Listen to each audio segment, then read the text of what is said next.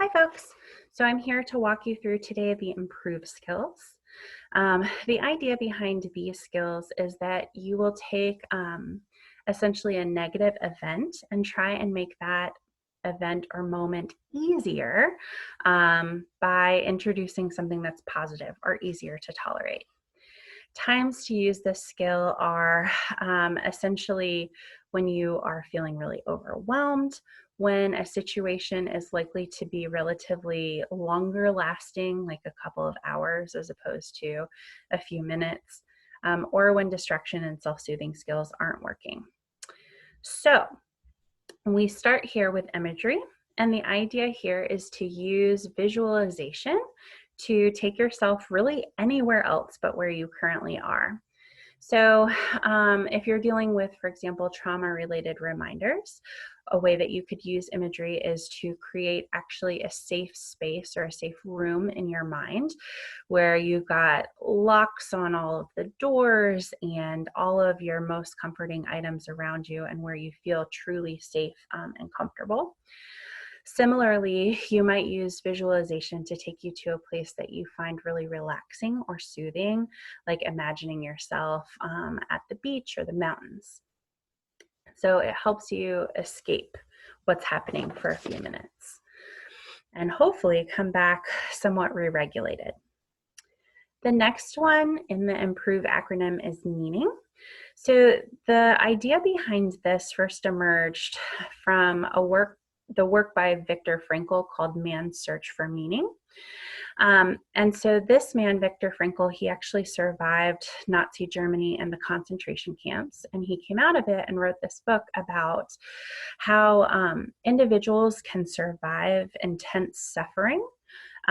Essentially, they do this by finding or creating meaning in their day-to-day life and in what they've gone through.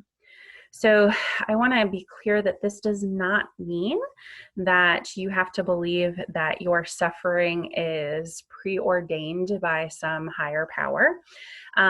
Rather, people who are atheist or agnostic can also find meaning in their day-to-day life. A common example that I run across is that many of the women that I work with go on to be really just tremendous advocates for especially the powerless, for other people who are going through trauma, for people who are voiceless in some way, for children.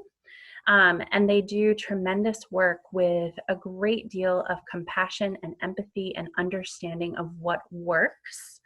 And so this is a meaning that they have created for themselves, with no requirement that there has to have been a purpose for the suffering that they've gone through, if that makes sense. Okay. The P in improve stands for prayer. This is another one where you do not actually need to be religious in any form to get benefits, although certainly if you are and already have a prayer practice, you can just build on that. The idea here behind prayer is that you would essentially open yourself up to something greater than yourself. So there is literally no time that I feel like this more than when I visit the mountains. There's something about standing in front of them and feeling so small that just enacts this emotion of, I don't know, awe or wonderment in myself. And so the idea here, again, is connecting with something that's larger than you. One of the ideas behind this particular thing is that it helps you get towards a place of acceptance. So if you are praying, I would ask you to try not begging for a way out, not asking your higher power, if you have one, why me, but instead asking for the ability to accept what's happening, to find the strength to endure it, those types of things. We've found that that tends to be much more re-regulating than other types of prayer. All right, relaxing activities. So this builds on some of the tip skills, which are intended to induce that state of relaxation by expanding it to really anything at all that tends to calm you down and make you feel more relaxed. So for me, this might include things like playing with my dog, or rocking my kiddo in the rocking chair, or taking a long, hot, steamy shower. I know all of these things tend to help re-regulate me. While you're doing this thing that calms you down, it gives you time to do other skills like review pros and cons and resist crisis urges in a way that's hopefully helpful in the long term. So the next one thing in the moment, also draws on another set of skills. So this likely sounds to you like one mindfully, the mindfulness skills, and it is very much that way.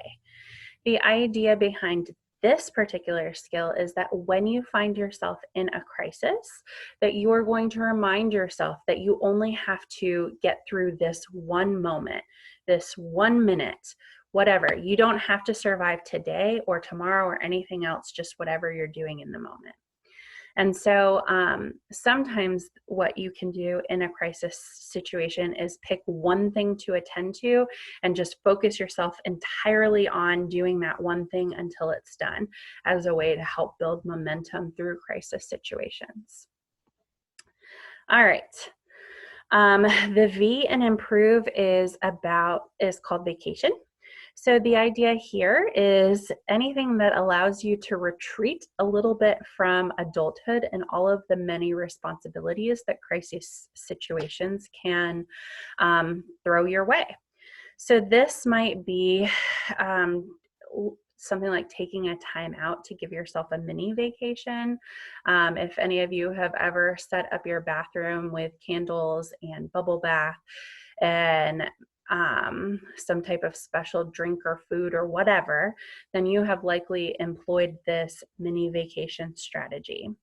This could also look bigger than that, like letting someone in your life take care of you, a partner, a friend, or whatever, for a while to allow you time to regroup.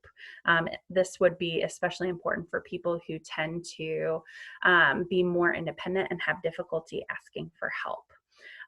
Important thing here is that vacation take no longer than 1 day, ideally a little bit less than that, but whatever it takes to get you through it. And that you then resume problem solving and other types of strategies so it doesn't just become avoidance. All right. And last in the improve acronym is encouragement. And so the idea here is that you would essentially find a way to cheerlead yourself or to talk to yourself in the way that you would a loved one during a difficult situation. So a lot of the times we tend to be our own worst critics, and we talk to ourselves so harshly and degradingly instead of talking to ourselves the way that we would, for example, our best friend. So when you are going through a crisis, going through all of the ways in which you can totally do this, you can totally handle this, you can make it through it, you've got this, and really sort of building yourself up with your self-talk can be super helpful. All right, I'm gonna leave things off there and we will do some practice exercises in class. Have a good one, y'all.